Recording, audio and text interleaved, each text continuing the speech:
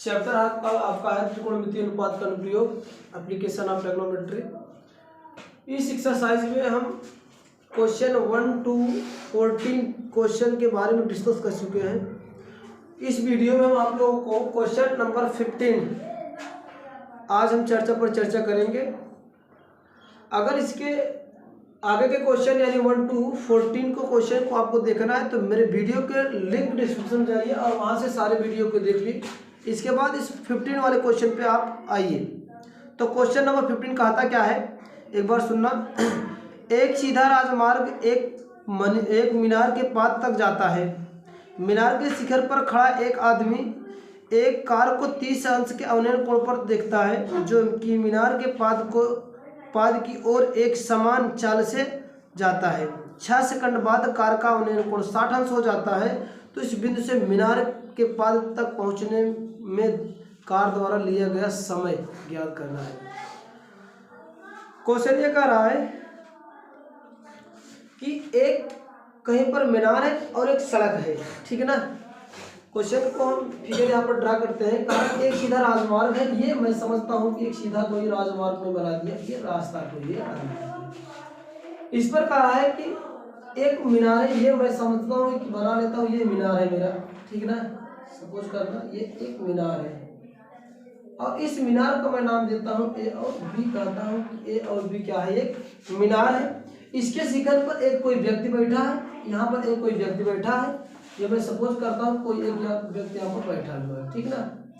एक ये व्यक्ति यहाँ पर बैठा है और बैठ के क्या करता है, सॉरी शिखर पर खड़ा है एक आदमी एक कार को, यहाँ पर एक कोई व्यक्ति यहाँ पर खड़ा है शिखर पर, इसके मीनार के शिखर पे, और एक व्यक्ति यहाँ पर क्या करता है, एक यहाँ से राजमार्ग पर अवनयन 30 अंश के अवनयन कोण पर एक कार को देखता है। 30 अंश कोण पर क्या करता है, एक ठो यहाँ पे क्या देखता है, आ जाओ, इसका क्या करता है, यहाँ पर ये एक अवनयन 30 कोण के अवनयन कोण का मतलब क्या होता है, कोई भी चीज होगा वो हमेशा ऊपर से क्या करता है, नीचे की तरफ देखता है। तो ये ऐसे देख रहा है 30 अंश के कोण पे ये देख रहा है। फिर क्या कह रहा है, ये जो यहाँ से मान के चलो ये कार है आपका, ये कार का थोड़ा सा डिजाइन बनाता हूँ। ये आपका एक कार है, ठीक ना। और ये जो कार है एक समान चाल से इस मीनार की तरफ चल रही है। ये कार है आपका एक समान चाल से इस मीनार की ओर चल रहा है। कार आपका 6 सेकंड में, ये 6 सेकंड में सपोज करो कि यहाँ तक ये कार पहुँच गई, यहाँ तक ये कार यहाँ तक 6 सेकंड में यहाँ तक पहुँच गई। तो कह रहा है इस बार जो इस व्यक्ति का अवनयन कोण है जो यहाँ पर देख रहा है वह कितना हो जा रहा है, 60 अंश हो जा रहा है। क्या हो रहा है, 60 अंश का हो जा रहा है। कितना यहाँ से ये मानता हूँ ये कोई पॉइंट सी था, मेरे को ये डी पॉइंट पर आ गया। यहाँ से यहाँ तक आने में जो टाइम लगा, उसको जो समय लग रहा है वो कितना लग रहा है, 6 सेकंड लग रहा है। कितना लग रहा है, 6 सेकंड। सी से डी तक आने में, सी से डी तक आने में इसको कितना टाइम लग रहा है, 6 सेकंड का लग रहा है। तो कह रहा है कि बताओ कि मीनार और उस बिंदु से, इस बिंदु से मीनार के बीच के पाद यानी इस पॉइंट से यानी यहाँ तक और यहाँ तक के बीच की दूरी क्या है, ये हमें निकालना है, ठीक है ना। तो चलो हम क्या करते हैं, इस मीनार की ऊंचाई कुछ अज्यूम करते हैं, इस मीनार की दूरी h मानते हैं और ये पूरा टोटल लेंथ कितना मान लेते हैं, ये सॉरी सी और डी के बीच की दूरी लेंथ x मान लेते हैं और ये वाला लेंथ सी से डी तक क्या मानते हैं, y मान लेते हैं, ठीक है ना। यहाँ तक हो गया। चाल ये दिया है, ठीक है ना, सॉरी टाइम दिया है, टाइम इतना। अगर चाल मुझे मालूम हो जाए तो दूरी हमें आ सकती है दूरी निकालने के लिए, क्योंकि मुझे इसी की दूरी चाहिए, दूरी पूछ भी रहा है।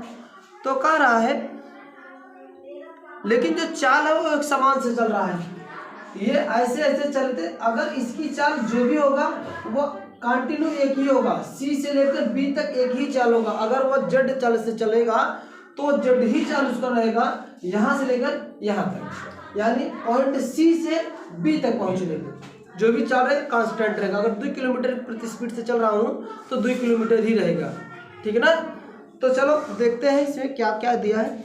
ये एंगल को पहले मैं लेके चलता हूँ, ये वाले इतना होता क्या है, माना यहाँ से लेके जाना, माना थोड़ा ज्यूम कर लेना जो भी चीजें है।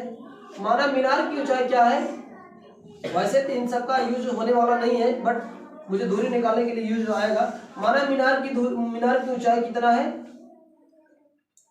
मीनार की ऊंचाई h मीटर है, ठीक ना।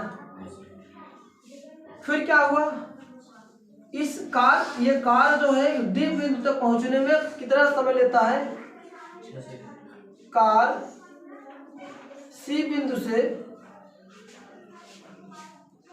डी बिंदु तक पहुंचने में लगा समय दिया कितना है,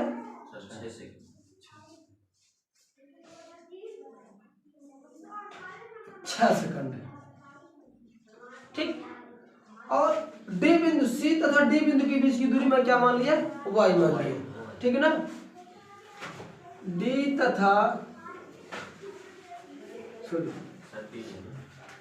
तथा यहाँ पर सी करता हूँ, सी तथा डी के बीच की दूरी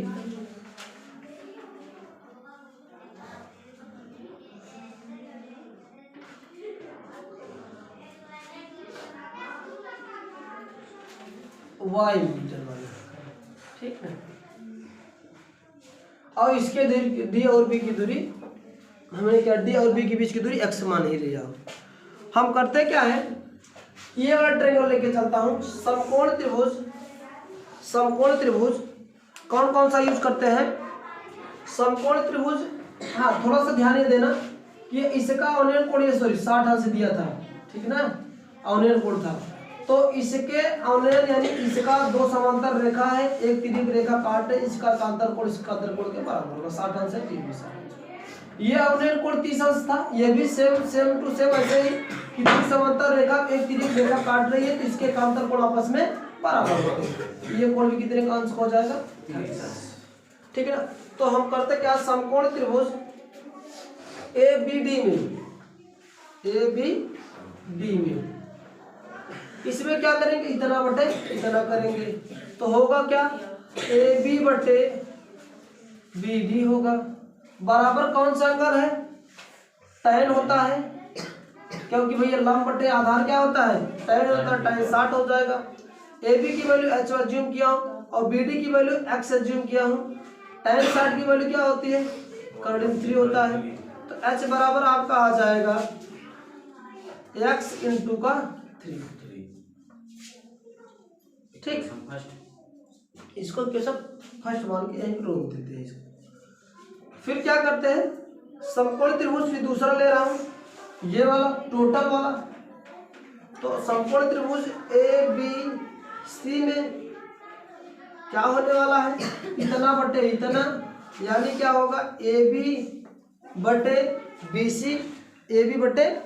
BC होने वाला है। तो हम करते क्या है, AB बटे BC इक्वल क्या होगा, फिर वही लंब बटे आधार, तो होगा क्या, tan होता है, इस बार एंगल कितना फॉर्म कर रहा है, 30 अंश का। तो फिर इसको सॉल्व करो, AB की वैल्यू मैंने h एज्यूम किया हूँ, BC की टोटल की वैल्यू क्या हो जाएगी, यहाँ से लेके यहाँ तक की वैल्यू क्या हो जाएगी, ये x है और ये y है, तो टोटल क्या होगा x का प्लस y, तो ये हो जाएगा x plus y is equal to tan 30 अंश, ठीक ना।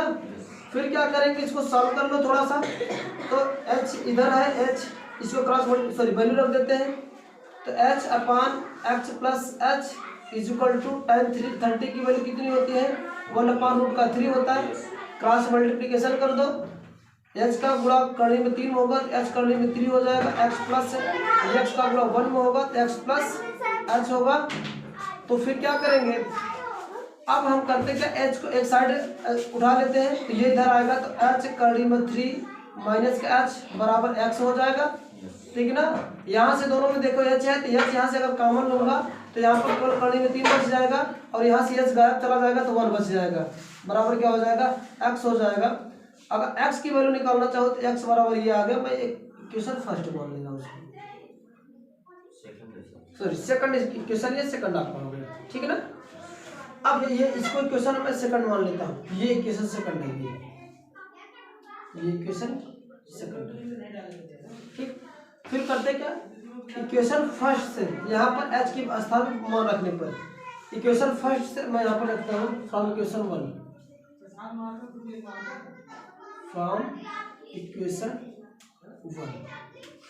एक इक्वेशन से मिला क्या, एच के स्थान पे मैंने क्या कर दिया, एक्स कॉर्डिनेट में 3 रखा वैल्यू। तो यहाँ पर एच के स्थान पे एक्स कॉर्डिनेट 3 इंटू कॉर्डिनेट 3 था बराबर एक्स प्लस वाई, ठीक ना। फिर कॉर्डिनेट 3 में कॉर्डिनेट 3 का मल्टीप्लिकेशन करोगे तो रूट खत्म हो जाएगा, 3x हो जाएगा बराबर एक्स प्लस वाई होगा। इस x को यहाँ रिप्लेस करोगे तो 3 - 1 इक्वल 2x बराबर ये आ जाएगा y। ये क्या हमें आ गया, इस y की जो वैल्यू एज्यूम किए थे हम क्या, यानी C से बिंदु D तक जो गया वो कितना का दूरी कवर किया, वो 2x का बराबर किया। ये 2x का यानी इसके बीच की दूरी जो y है वो 2x के बराबर आ गया। और इसकी दूरी मैंने क्या एज्यूम किया था, x एज्यूम ही किया था। इसकी दूरी y एज्यूम किया था, इसकी दूरी x एज्यूम किया था।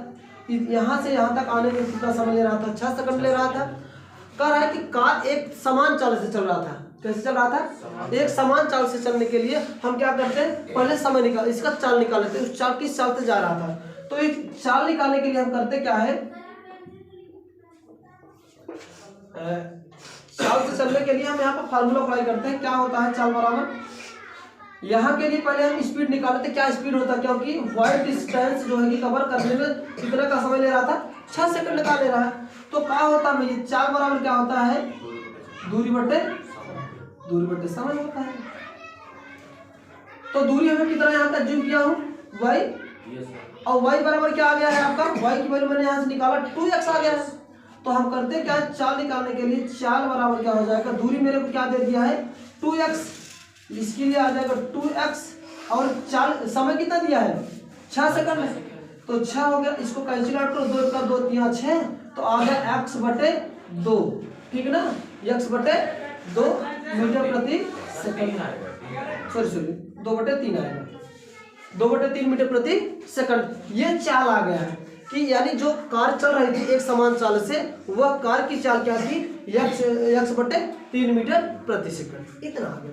अब करते क्या, इसकी दूरी को मैंने एज्यूम किया था क्या, x एज्यूम किया था, क्या एज्यूम किया था, x एज्यूम किया था। ये दूरी x है, मुझे पूछ रहा था बिंदु D से B तक जाने में कितना समय लेगा, है ना। तो समय बराबर क्या होता है, समय बराबर आप लोग जानते होंगे होता क्या है, समय बराबर ये आपका हो जाए क्या, समय बराबर क्या होता है, दूरी बटे 4 होता है, दूरी बटे 4 होता है, 4 होगा। अब देखो चाल तो समान थी, यहां से लेकर यहां तक दूरी समान ही होगी, क्योंकि एक ही चाल से चल रहा था। तो मैंने चाल ही निकाली, क्या आया था, x बटे 3 आया था। तो यहाँ पर समय हमें निकालना ही है, तो समय बराबर क्या हो जाएगा आपका, दूरी की वैल्यू हमें मिली कितनी, वो दूरी हमें मिल गई कितनी, सॉरी दूरी कितना है, x है, यहाँ से माने थे, तो x और 4 कितना मान आया है मेरे निकालने पर, समान चाल जो था x बटा 3 आया था। अब इसको सॉल्व करोगे तो समय बराबर मेरे को आ जाएगा, समय जो आ जाएगा वो आ जाएगा x, ये भाग है तो ऊपर जाकर उलट जाएगा, तो ये 3 बटे x हो जाएगा, ये x से कैंसिल हो जाएगा, तो समय हमारा क्या आ गया भैया 3 है, ये 3 आ गया 3 का सेकंड। ये पूछ रहा था, ये यहाँ से यहाँ तक यानी बिंदु D से बिंदु B तक यानी मीनार तक जाने में जो कार का समय था वो कितना लगेगा, 3 सेकंड लगेगा। फिर से एक बार ओवरऑल समझ लेते हैं, जो भी समस्या हो समझ लेना।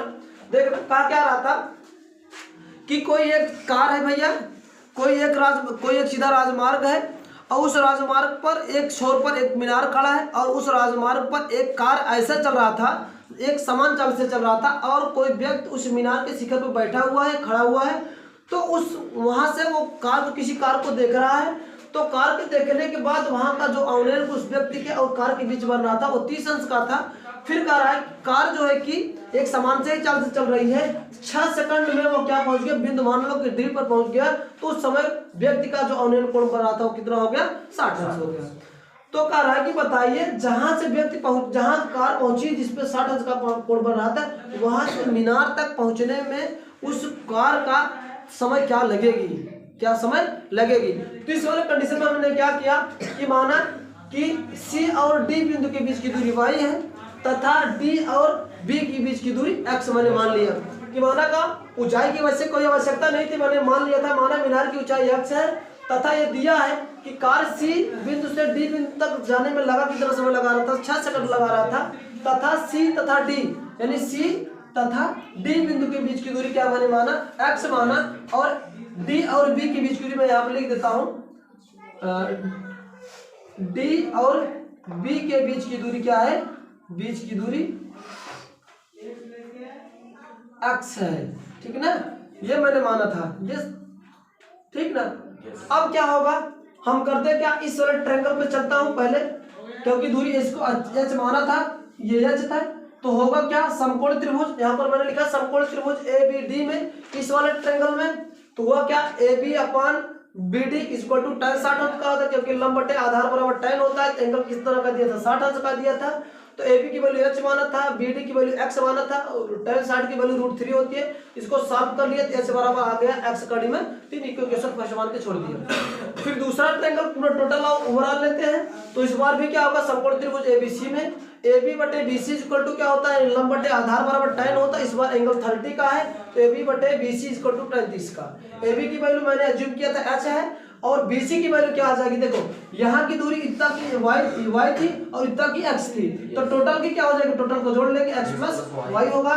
तो अब वैल्यू मैं पुटअप करता हूँ, AB की वैल्यू h, BC की वैल्यू मैंने मेरे पास आ गया x plus h equal to tan 30 का, और tan 30 की वैल्यू हम जानते हैं, यहाँ पर अज्यूम करते हैं x प्लस सॉरी ये भैया y है, ये y है, ये भी y होगा, तो होगा क्या, क्रॉस मल्टीप्लिकेशन कर दिए, तो इसका h करने में 3 होगा, इधर गुणा होगा x प्लस y हो जाएगा, इक्वेशन सेकंड मान लेते हैं।